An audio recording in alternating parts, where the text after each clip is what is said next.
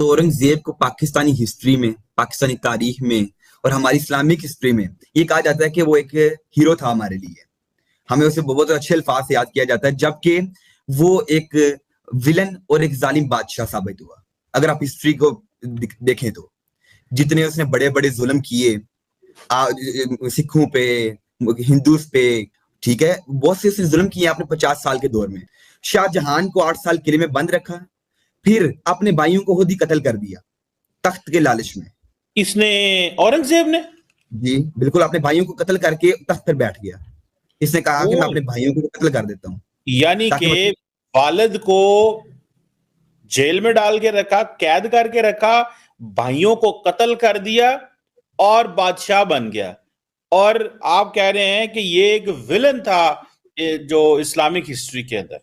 बिल्कुल विलन था जिसे हमने पाकिस्तान में हम हीरो बना रहे हैं। औरंगजेब ने कहता था कि सबसे पहले तो काशी विश्वनाथ टेम्पल तोड़ा, फिर केशव राय टेम्पल तोड़ा, सोमनाथ का गुजरात का जो टेम्पल है वो तोड़ा, और उन्हें जो था मॉस्क में तब्दील कर देता था, मस्जिद बना देता था। उसने कहा जो जो नॉन मुस्लिम उन्हें जिजिया देना पड़ेगा, टैक्स देना पड़ेगा, या फिर आप इस्लाम कबूल कर लें या फिर आप जिजिया दें। ये जो चीज है आज फिर हम भारत में देखते हैं कि ये जो सारी की सारी हिस्ट्री आप अमीर हुसैन देखते हैं तो उनके अंदर, इंडियंस के अंदर ये गुस्सा है कि हमारे लोगों के साथ माजी में किस तरह ट्रीट किया गया।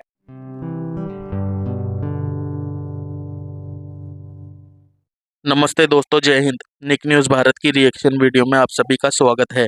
तो दोस्तों, आपने शुरुआत की वीडियो में देखा किस तरह से पाकिस्तानियों को सिर्फ मदरसों में पढ़ाया जाता है, स्कूल कॉलेजेस में नहीं।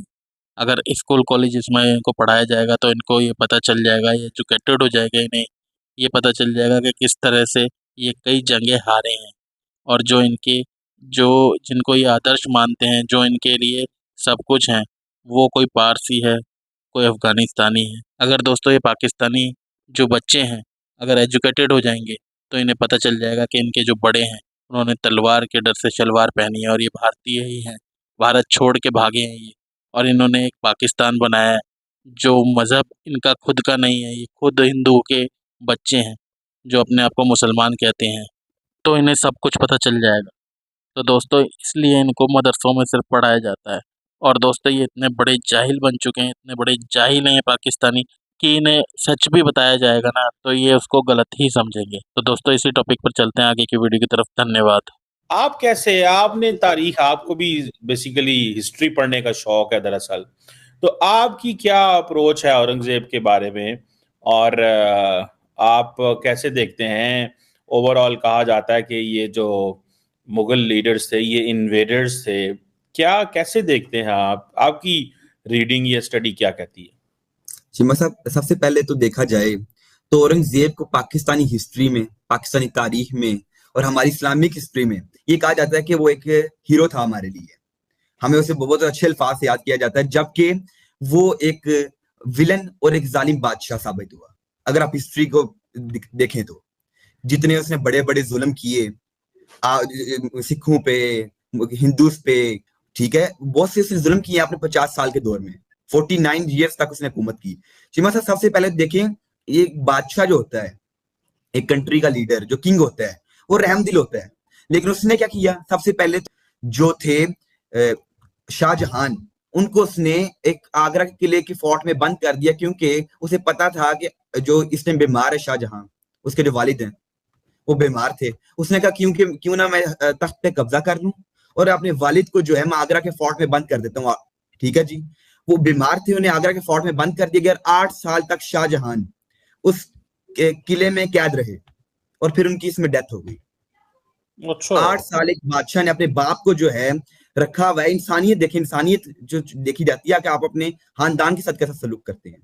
शाहजहां को 8 साल किले में बंद रखा, फिर अपने भाइयों को खुद ही कत्ल कर दिया तख्त के लालच में। इसने औरंगजेब ने जी बिल्कुल, अपने भाइयों को कत्ल करके तख्त पर बैठ गया। इसने कहा कि मैं अपने भाइयों को कत्ल कर देता हूँ, यानी कि वालिद को जेल में डाल के रखा, कैद करके रखा, भाइयों को कत्ल कर दिया और बादशाह बन गया।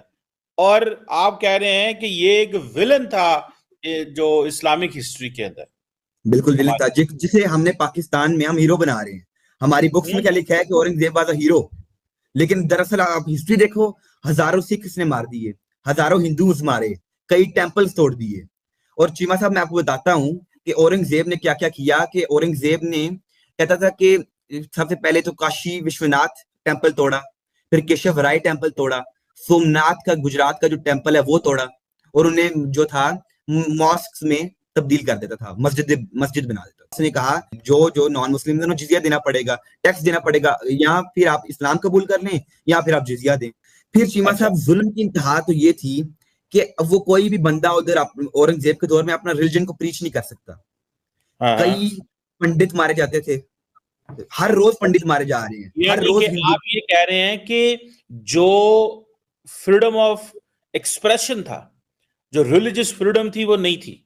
बिल्कुल नहीं थी। यानी कि सिर्फ और सिर्फ ये था कि बाकी मज़ाहब को उसने कंट्रोल करके रखा हुआ था, बाकी मज़ाहब को वो आजादी नहीं थी जो औरंगजेब देता, तो इसकी वजह से एक घुटन का माहौल था। अच्छा।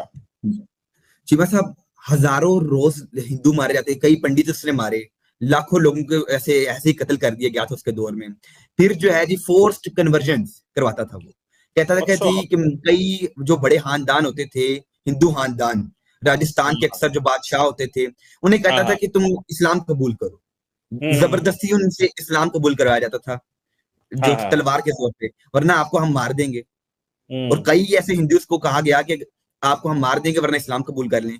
कुछ ने इस्लाम कबूल कर लिया, कुछ ने कहा आप हमें मार भी नहीं तो हमें कोई फर्क नहीं पड़ता, हम अपने दीन पे, अपने ईमान पे कायम रहेंगे। हम्म। ऐसे ही हुआ, हजारों लोग इस तरह मारे गए। कई हिंदू सेंट्स लीडर्स को मार देना, जैसे कि शिवाजी महाराज के जो बेटे थे संभाजी महाराज, उन्हें इसे हाँ। 1689 में कैप्चर कर लिया था। कैप्चर अच्छा। करके उसे अपने साथ ले गए। तो उसने उन्हें औरंगजेब ने कहा कि आप इस्लाम कबूल कर लो, हम आपको तख्त हाँ। देंगे, ताज देंगे, पैसा देंगे, दौलत देंगे, शोहरत देंगे, हर चीज आपको हम्म। मिलेगी, लेकिन इस्लाम कबूल हम्म। करना पड़ेगा। जब उन्हें इनकार ओके। कर दिया तो उन्हें भी सर कलम कर दिया गया, उनका भी बिहेड कर दिया गया उन्हें। इस बात के ऊपर।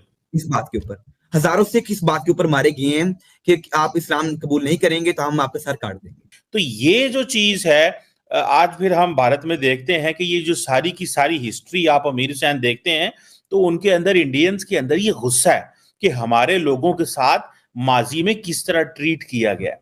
तो ये बिल्कुल। बेसिकली वो गुस्सा जो है वो उसकी बात हो रही है। जी बोले आप, सीमा साहब क्या। आगे आप देखें, जो सिख्स के ऊपर जुल्म किया गया, जो हाँ। 9th गुरु थे सिखों के, गुरु तेग बहादुर जी, उन्हें अच्छा, 1675 में शहीद कर हम्म। दिया गया था। क्योंकि गुरु तेग बहादुर जी जो थे वो दिल्ली में हिंदुओं की आजादी, जो फ्रीडम थी रिलीजियस, उनके हवाले से बात करते थे। कहते थे कि ओके। पंडित्स को पूजा करने दो, आप इनका जो हक खा रहे हो कि आप किसी को पूजा नहीं करने देते, हिंदूज को मना, क्योंकि हिंदूज को तंग किया जाता था। तो जब उन्हें आवाज उठाई हिंदूज के लिए, पंडित्स के हाँ। लिए, उन्हें वो ले हम्म। गए, टॉर्चर किया गया, फिर उनका सर हम्म। कलम कर दिया गया, उन्हें भी शहीद कर दिया गया उस वक्त।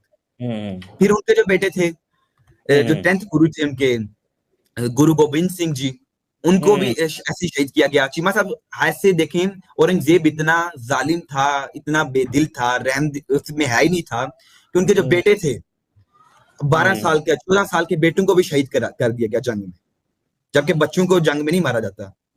लेकिन और ये आपको पता है कि ये जो चीज होती है कि बच्चे, खवातीन, फसलें, माजूर लोग जो हैं, इनको जानवर, मतलब आप, ये तो मैंने, आप जब पढ़े, मैं इसको जो वॉर डॉक्ट्राइन पढ़ें, या आप ये पढ़ें कि तारीख जो है, अमीर हुसैन तारीख को पढ़ें तो पता चलेगा ना। ऐसे थोड़ा ही होता है, गुजारे होते हैं। ये तो अनफॉर्चुनेटली दुख की बात है यार, मुझे तकलीफ हो रही है यकीन करके माने ये बात सुन के कि हमारे रूलर, जो जिनको हम रूलर कहते हैं, ये हमारे तो रूलर नहीं थे। ये उस वक्त हम तो 1947 के बाद वालों को मानते हैं, हम तो उन्हीं को भुगत रहे हैं। 1947 के बाद वालों के कारनामे जो है वो हमें पाकिस्तान को इस मुकाम पे लेके आ गए हैं। ये पता नहीं क्यों इनको कहते हैं, ये हमारा तो इनसे कोई ताल्लुक नहीं था। अब इस्लामिक हिस्ट्री में एक बंदा जो है वो स्पेन में है, तो हम उसको तो ऑन नहीं कर सकते ना। हम तो आज जिस रियासत में बैठे हुए हैं, रियासत पाकिस्तान, 14 अगस्त 1947 के बाद यहाँ पे जो कुछ आया, हम तो उसी को डिफेंड करेंगे, उसके हक में बोलेंगे या उन पॉलिसीज के खिलाफ बोलेंगे। तो ये आप जो बातें बता रहे हैं कि 9वें गुरु को भी मार दो, 10वें को भी मार दो, और असल में देखें ये पॉइंट है, ये जो हिस्ट्री है ना, ये हिस्ट्री बड़ी लीथल हिस्ट्री है। और हमें सच्ची बात तो ये है, हम तक हिस्ट्री किसी ने सही पहुंचाई नहीं है। ये हिस्ट्री है, ये है हमारी हिस्ट्री। ये इन रूलर्स को आप जो है ना इनकी तारीफें करते हैं, और देखे ना इनको इन्वेडर कहा गया। क्यों? वैसे मुगल्स इन्वेडर थे, इसमें भी कुछ थोड़ा बताएं यार हमें आप। मतलब जी जी। ये जो इन्वेडर्स है वो सही कहते हैं कि इन्वेडर्स थे, बाहर से आए हुए थे, इंडिया के तो ये है नहीं थे मुगल्स। चिमा साहब, ये जो बाबर था, जहीरुद्दीन बाबर, ये दरअसल ताल्लुक था पीछे पर्शिया से, और पर्शियन जबान में मुगल को मंगोल कहा जाता है। अच्छा। मंगोल को मुगल कहा जाता है पर्शियन जबान में, असल में ये मंगोल थे पीछे। ऐसी ही लेटेस्ट वीडियो देखने के लिए निक न्यूज़ भारत को सब्सक्राइब करें, लाइक और शेयर करना ना भूलें।